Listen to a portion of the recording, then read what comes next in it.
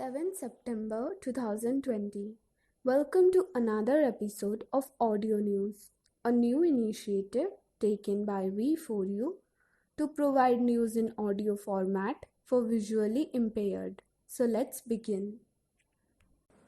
Vodafone Idea has announced its new unified brand identity by renaming all its products under a new name and logo VI.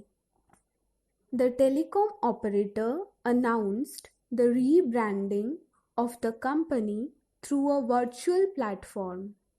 The integration into one brand is believed to be the company's efforts to reduce the cost of maintaining two brands.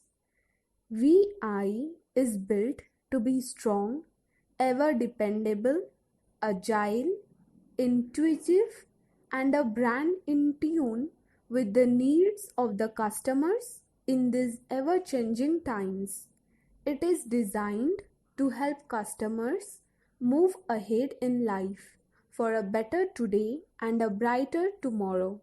Next, the IIT Delhi incubated startup Chakra Innovation has launched a special decontamination device called Chakra Decove to decontaminate N95 masks.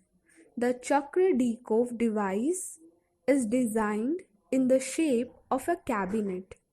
Chakra Decove is built with an innovative decontamination mechanism which utilizes the high penetrability of ozone gas for cleaning the pores of the N95 mask, ensuring complete decontamination of its intricate layers. IIT Delhi Director is V. Ram Gopal Rao. Next. On September 6, 2020, the Ministry of Micro, Small and Medium Enterprises approved the Khadi Agarbatti Atmanirbhar Mission. The scheme aims to create employment for migrant workers in different parts of the country, support the local agarbatti industry and hand-holding artisans. Next.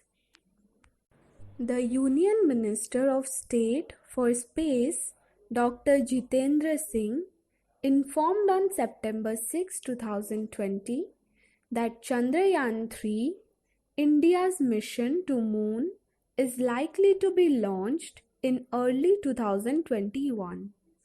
The Union Minister also added that, unlike Chandrayaan-2, this mission will not have an orbiter, but it includes a rover and a lander.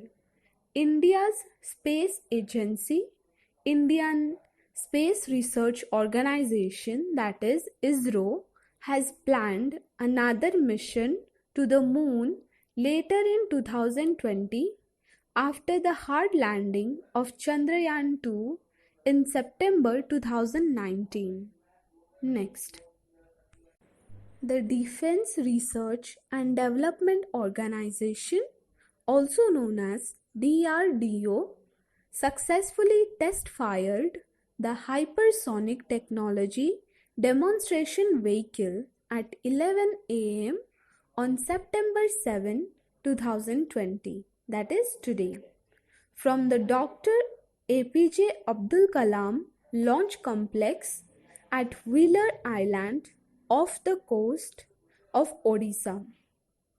The successful flight test of the indigenously developed Hypersonic Technology Demonstration Vehicle HSTDV enabled the successful demonstration of the hypersonic air-breathing scramjet technology, which is a major technological breakthrough for India.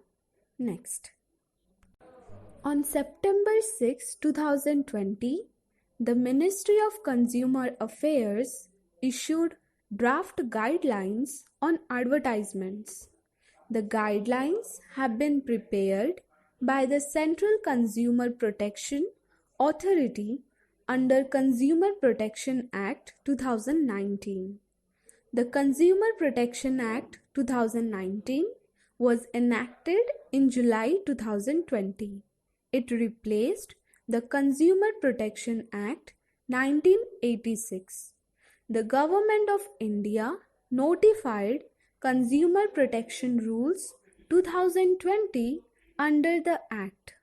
Next.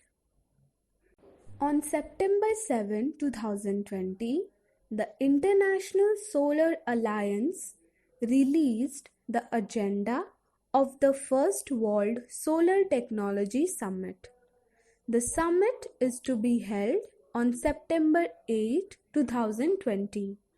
Around 8 initiatives are to be launched at the summit.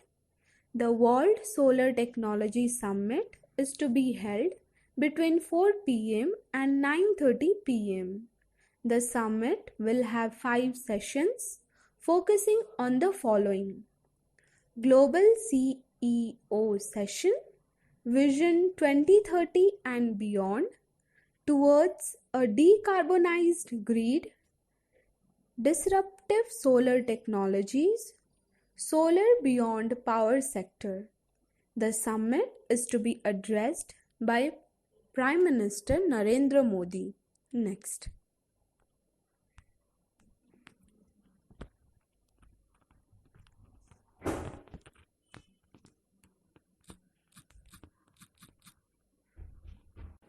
The very first International Day of Clean Air for Blue Skies is to be held on September 7, 2020.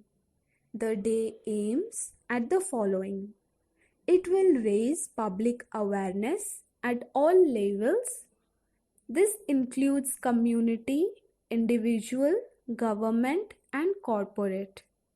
It will demonstrate the link of air quality to development challenges such as climate change and sustainable development goals.